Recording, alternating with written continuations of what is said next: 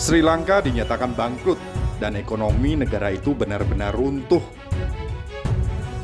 Perdana Menteri Sri Lanka Ranil Wickremesinghe mengatakan, negara Asia Selatan itu menghadapi situasi jauh lebih serius dari sekedar kekurangan BBM, gas listrik, dan makanan. Salah satu penyebab bangkrutnya Sri Lanka adalah tidak mampu membayar hutang luar negeri hingga ratusan triliun rupiah.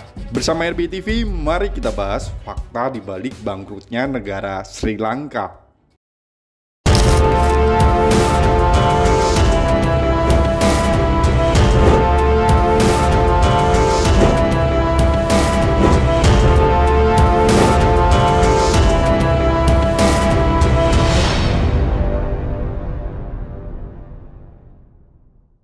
Yang pertama, gagal bayar hutang senilai 729 triliun rupiah.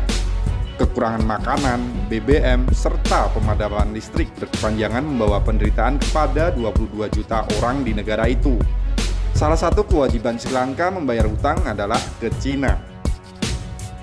Dilansir dari Times of India, total pinjaman ke Beijing mencapai 8 miliar US dollar atau setara dengan 114 triliun rupiah. Atau juga bisa dikatakan sekitar 1/6 dari total utang luar negerinya.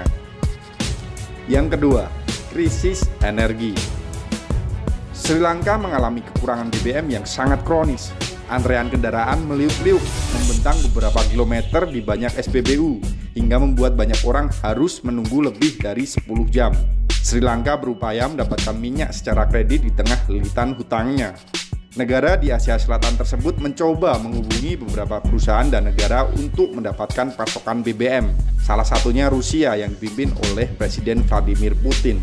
Bahkan pegawai negeri sipil Sri Lanka telah diperintahkan agar bekerja dari rumah atau WFH selama 2 minggu sejak Senin 20 Juni 2022 guna menghemat cadangan BBM yang sangat langka. Yang ketiga, sekolah libur. Krisis BBM juga membuat Sri Lanka menutup sekolah dan menghentikan layanan pemerintahan yang tidak penting selama 2 pekan.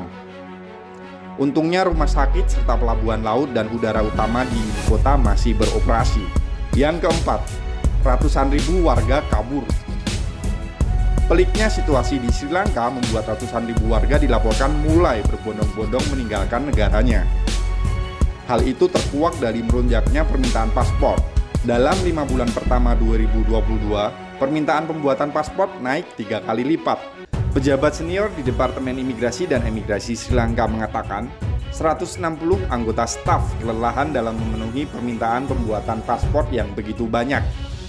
Faktanya, negara bisa dinyatakan dalam tanda kutip bangkrut atau gagal bayar utang alias nama kerennya sovereign default.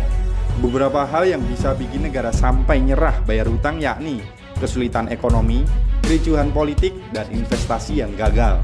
Tapi bangkrutnya suatu negara tidak lantas membuat negara tersebut menghilang. Contohnya 3 negara ini gagal bayar hutang, tapi mereka masih ada sampai sekarang. Di Yunani, krisis ekonomi membuat 1 dari 6 orang penduduknya tidak mempunyai pekerjaan. Venezuela, negara yang pernah makmur karena minyak ini pun sama seramnya.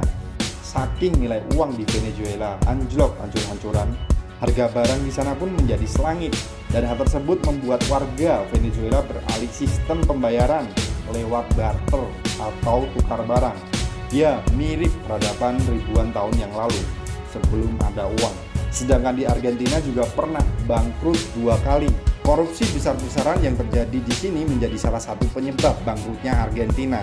Pada 2001, Argentina dinyatakan bangkrut sebab gagal membayar hutang negara sebesar 100 miliar US dollar. Di samping itu, tingkat pengangguran juga melonjak hingga 25%. Diperkirakan nyaris 40.000 orang menjadi tunawisma baru dan bertahan hidup dengan mengais-ngais sampah. Intinya, meskipun kasus hutangnya berbeda-beda di tiap negara, negara yang gagal dalam membayar hutang berpotensi menimbulkan efek domino hingga ke masyarakat. Hidup sederhana tanpa utang lebih damai daripada kelihatan kaya karena hutang. Be smart and be inspiring with RBTV.